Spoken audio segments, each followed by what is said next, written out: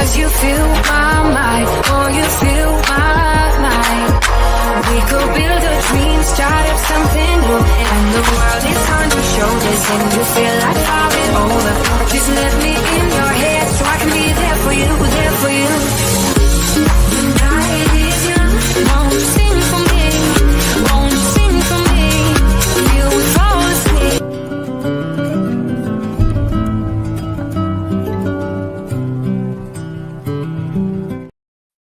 Hello, everybody. Welcome to VC Masters on the Pod TV network. I'm Nick Pellavito. I'll be your moderator. And today we have a very special show. A very special show. We're going to bring in one of the famous people in the United States who wrote a very famous book called The Millionaire Next Door. And if you haven't read it, it's something that you got to put on your shelf and something you're definitely going to have to read. But to give you an idea how great this book is, and he has a new book coming out too, that it didn't sell 400 copies. No. It didn't sell 4,000 copies. No. It didn't sell 400,000 copies. It sold over 4 million copies. And I remember picking up his predecessor book back in 1984, Marketing the Affluent. What a great book. But I have a special person who's going to be doing his introduction. He's the son of one of the Osmond brothers, which are a very famous musical group, Nathan Osmond. So I'm going to bring him in to do Dr. Danko's introduction. Hi, I'm Nathan Osmond, singer, songwriter, motivational speaker, and even mortgage loan officer. I've known Dr. Bill Danko for over 20 years, and we've shared the stage at many great financial conferences the world over. Just recently, Dr. Bill Danko did a great Zoom call for my sales associates and shared some great principles from his New York Times longest best-selling list, The Millionaire Next Door, but also what it means to be richer than a millionaire. This is his new book, and I highly recommend it. The entire team at the Elite Team was very appreciative of Dr. Bill Danko's time and his insights, as he's a speaker that speaks with conviction from the heart. In fact, we ordered over 100 different copies of this book to give to our clients and our associates because we truly believe that by studying this book, it can really help you to get through these turbulent times. This book is solid with research and survey research and empirical evidence that helps you to understand that yes, money is important, but money plus happiness is even better. I highly recommend that you go get a copy of this book today. You won't regret it.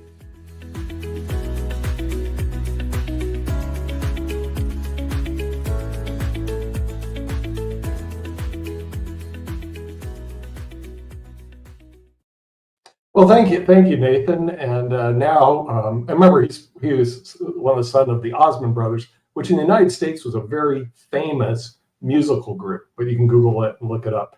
But with that, we're going to bring in the host of the show. He is a professor at Duke University and has done well over 100 startups. We're going to bring in Dr. Salman Azhar. Dr. Salman, you're going to be taking the show away. So with that, we're going to bring in also the special guest of today's show, the author of The Millionaire Next Door, Bill Danko. So both you guys are going to be in the house today, and take it away. Bill, welcome. It is such an honor and pleasure to have you here. I want to start with your first book, and tell us how you came up with that idea and why you chose to write that book. Yeah, right. You're referring, of course, to the Millionaire Next Door. That was very kind in that introduction. It has sold more than 4 million copies. And it all started as a research project. You know, when I was an undergraduate student, I thought I was going to go pre-med. And I did take all the courses. Unfortunately, I got B's and C's in physics and bio, organic chemistry. And I figured, I don't think it's really going to work out too well getting into a medical school. So let me do the next best thing, go to a school of business. One of the most fascinating courses I ever took was consumer behavior and marketing. And it was taught by a young, untenured assistant professor, Thomas J. Stanley.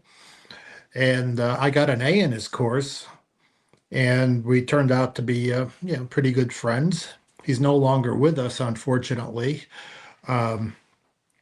But nevertheless, the research and the attitude and the discipline about research lives on.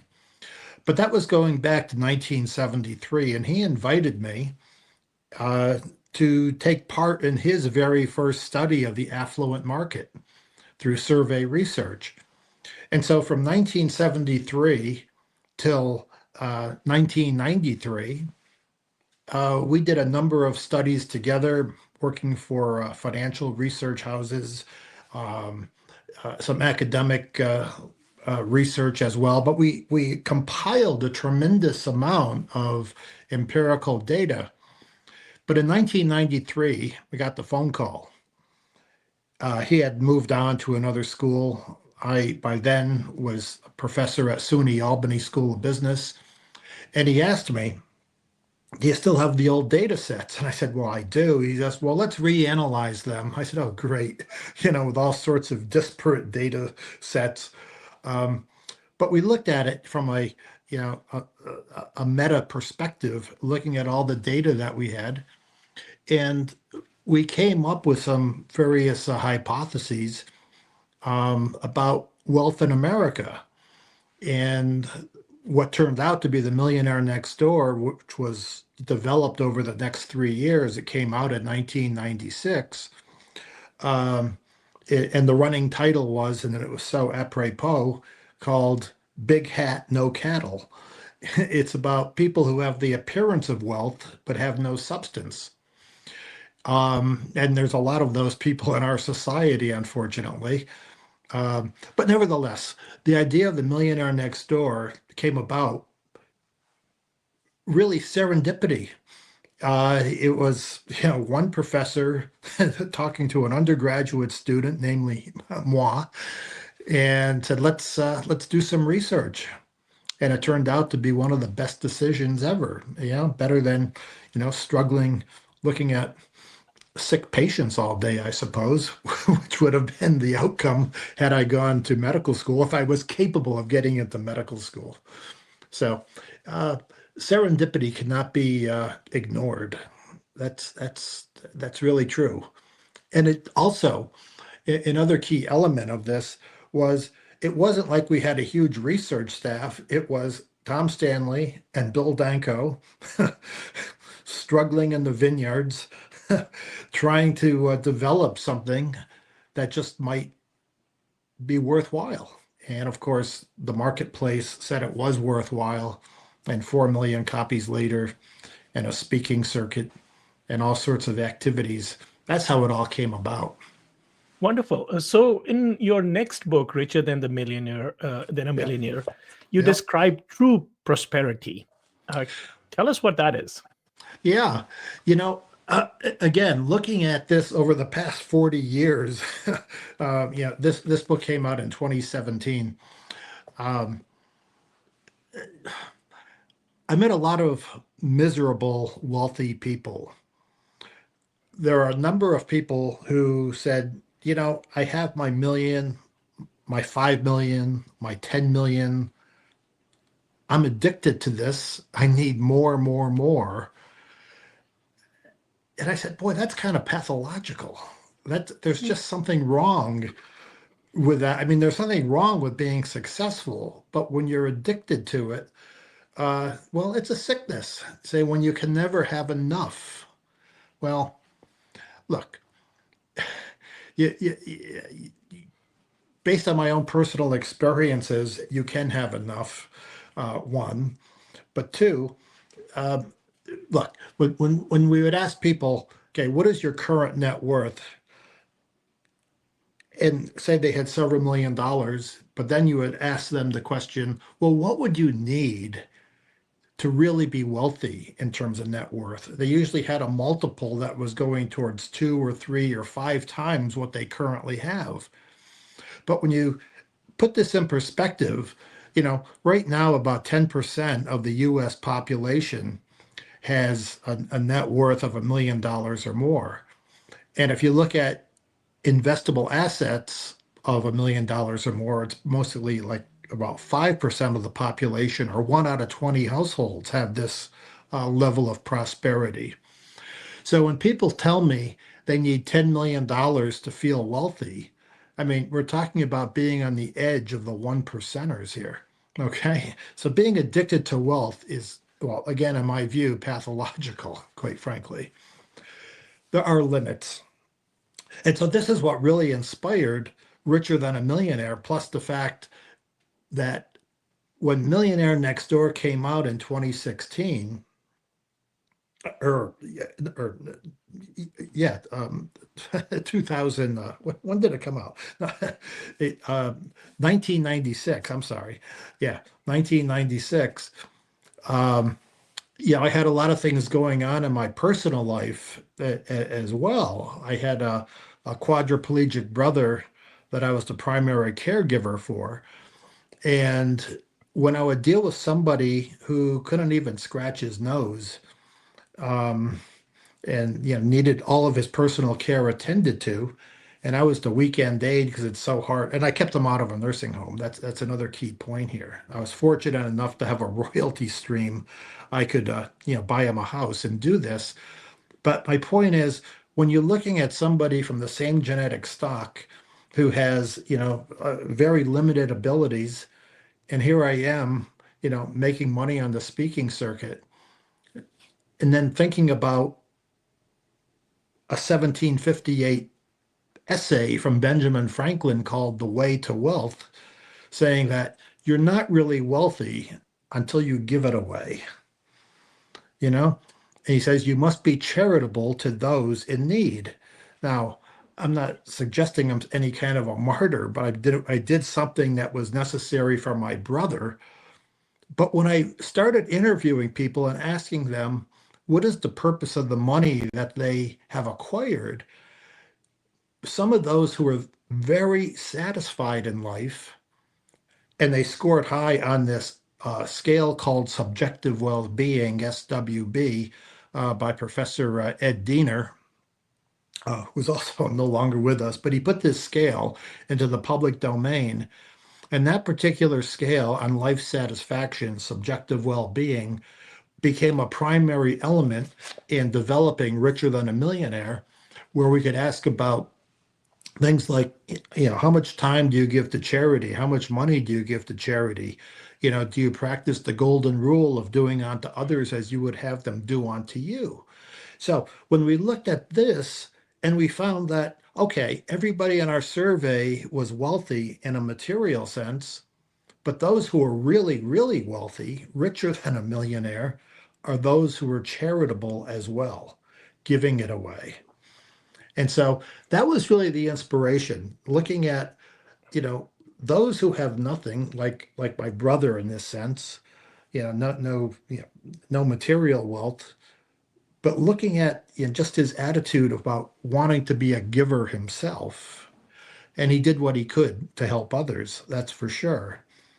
But my point is, richer than a millionaire means we have much more than money that creates our wealth. You become a total person as opposed to just one that is so with a limited focus on making more. Wonderful. So I'm thinking Robert Palmer's song Addicted to Love should be rebranded as Addicted to Wealth. Yeah. Because I don't think anybody is addicted to love anymore. I think you might be right there. I am fortunate to have, a number of, friends who call on me and we're able to talk about a lot of different topics. Certainly, I was at the university for 31 years as a professor of marketing. And, I'm since, emeritus professor, but, I'm still, active and get to meet and talk to people like you, Salman. And it's an honor. It really is. This is, I am always delighted to be able to share what I know with others. Okay. Well, the other day, the other day, one of my good friends, who happens to be a practicing psychiatrist. I don't see him professionally. Maybe I should. But he called me up just to chit chat. He was between patients and he was thinking about me. That's odd, but but it's good. Um, but he said, but in his practice, he says one of the things that he finds prevalent over he's my age, so he's been practicing for about 30, 40 years now. He says this addiction problem. And of course, we have addicted to drugs, addicted to money, addicted to prestige. Um, and he's right. It becomes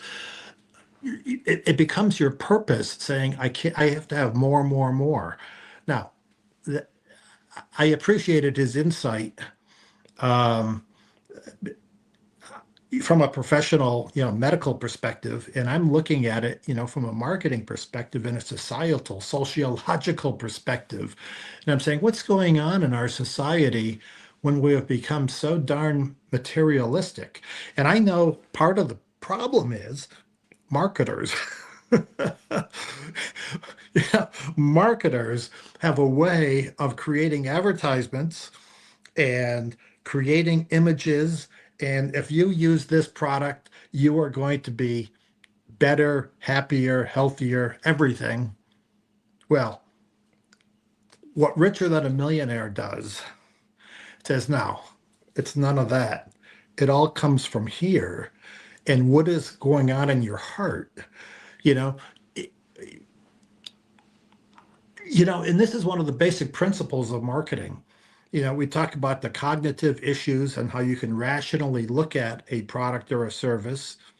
And then you can look at it from an affect or an affective procedure or and perspective, what's going on in your heart.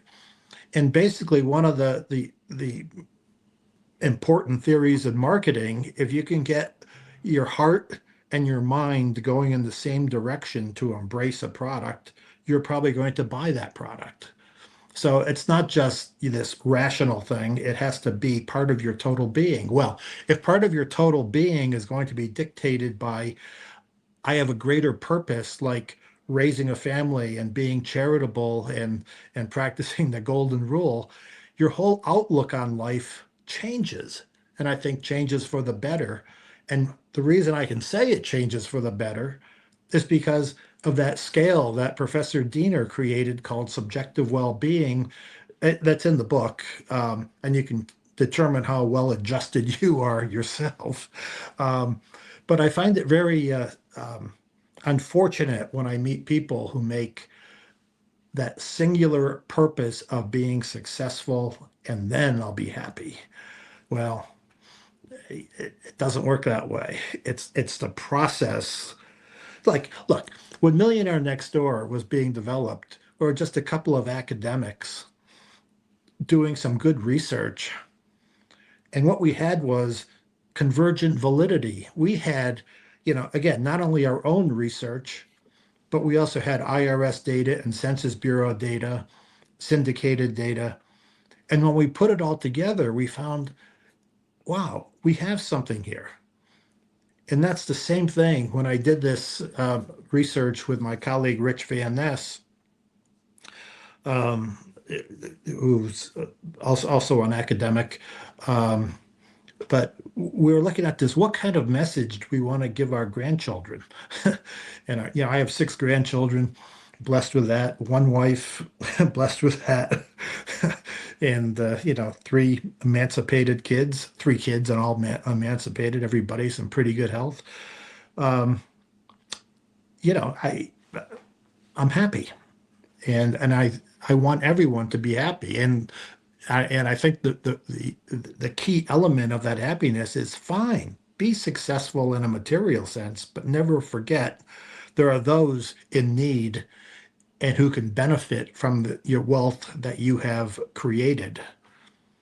So I have a very practical questions, and to be very transparent about this, I have often thought about giving a lot of what I have away. But my challenge is that I get about 20% return on my investment. And I feel that if I give it away now, it would be X dollars. But if I give it next year, it would be 1.2X. And so on and so forth. And I can effectively double it in 3 to 4 years and then give double the money. what advice would you have for someone like me? Well, you got to know how many of those years you have left, right? So, I mean, first of all, I think that's wonderful, giving it away, in this, of course, Warren Buffett, talks about the, what is it called? Uh, Whatever that challenge is called, where he said, let's make a commitment to give it away. Um, uh, because well, it just makes sense to make that particular um, idea. But look, as my estate attorney tells me, he says, well, look, don't give so much away right now. There'll be a step up basis in your assets on the time of your death, and there won't be any the capital gains taxation. So it does make sense to, well, give some of it away now, but you can make a big splash when you're no longer here. Yeah, that's the idea. When I'm no longer here, and when I'm no longer here to see it, because I can't take it with me, and the kids have enough, and I think leaving a lot of money to the kids can also spoil them. And I have this thing where I've seen generations, at least from my father's side, where one generation is wealthy, and then the next generation spends all the money, and then the following generation, or maybe a couple of generations down, they have to rebuild. So I've seen that kind of happen as I look at my ancestors from my father's side. Yeah. No, and one of the key tables, I forget which one it is, but in Millionaire Next Door, we look at the spending habits of those who have inherited their money versus those who have earned the money. And when you look at, clothing, jewelry, cars, housing, everything that you can consume. And what do we find on just some basic t-test analysis? We find that those who have earned the money tend to be more frugal, because they said, look, why am I buying these material things? But if you inherit it, it's easy come, easy go, right? And that's, of course, when it starts spiraling down. You want to have well-adjusted children who become good managers of money. That's for sure. And I'd like to think, well, I think my kids are doing okay. Yeah, they are. And again, the basic idea, again, it's a Warren Buffett famous quote: give your kids enough so they can do anything, but not so much they can do nothing. So you don't want to deprive them too much, but come on. Yeah, the other challenge is money management, that I think really just basic financial management needs to be taught to a lot of people who are not millionaires. We had a situation where somebody had to leave their home for 3 days because of some infestation, pest infestation, and we gave them $300, and $300 at that time was a significant amount of money to Airbnb and find a place, so that they can stay for 3 days. And they decided to spend all that $300 in living in a fancy Marriott for 1 day because they had never experienced it, and came back after the first night and said, well, we spent all our money. And it was, it was heartbreaking in some ways, that how, when you get money just for free, that you do not have that same value associated with it. Yeah, now that is a good observation. That's, again, easy come, easy go. But, from an entrepreneurial perspective, in building wealth, I've met a number of physicians, and one in particular, an orthopedic surgeon, who confided to me saying, Bill, I don't like to do surgery. I said, oh, great. Here we have, a surgeon who doesn't like surgery. He says, but what I do like to do, I like to create devices that can be used in the operating room. And so he likes getting those royalties for his inventions because he knows so much about what has to be done. And so he's just refocused his life, saying surgery is, well, it was a good education, but what's even better now is I can get royalties based on my knowledge and help others in a very significant way. So when I look at some of these cases, and the same thing with another physician I interviewed, he goes, he was getting so darn sick and tired of doing elective surgeries and getting sued when they don't go the way they should have gone. He said, I'm going to become an emergency room physician. So look, I could tell the person, I'm doing what I can do to save you. And you should be happy that I've done what I've done. And he finds life so much easier, better, satisfying by not getting sued and having to worry about this. I mean, certainly he's a prudent guy. I'm not questioning his credentials, but he says, sometimes on elective surgeries, things don't go the way you would hope they would go, and you end up with a lawsuit. So I look at the way some very successful people have refocused their efforts just to avoid some of the risk that's inherent in what they've been doing. What would be your advice for somebody who is just graduated from college or just started their career in their 20s? Somebody that has a relatively good education and finds a job. What should they do? Yeah, again, another inspirational piece of advice that I got from Earl Nightingale in the 1950s. He wrote an essay called The Strangest Secret. And in this strangest secret, it's a very short essay that you can Google, but he uses a metaphor within this particular speech. It is a speech, really, but he turned it into an essay for publication about what advice do you give to somebody just starting off in their career? I mean, very often, look, I've personally had over 10,000 students in my teaching career. In my early years, I would have the lecture centers with 400 to 700 students. And in my later years, I would have classes of 20 and 30, which was a little more enjoyable, a lot more enjoyable, quite frankly. But the point is, I would tell my students in one of the last lectures in whatever class I was teaching in marketing about the strangest secret about career preparation. And it's advice that I think that holds true even today. And what the strangest secret is, he uses the metaphor of the wood-burning stove. He says, how odd is it to tell a wood-burning stove, give me heat, then I will give you wood? He goes, well, isn't it odd when you tell on a job search, I want to make a lot of money?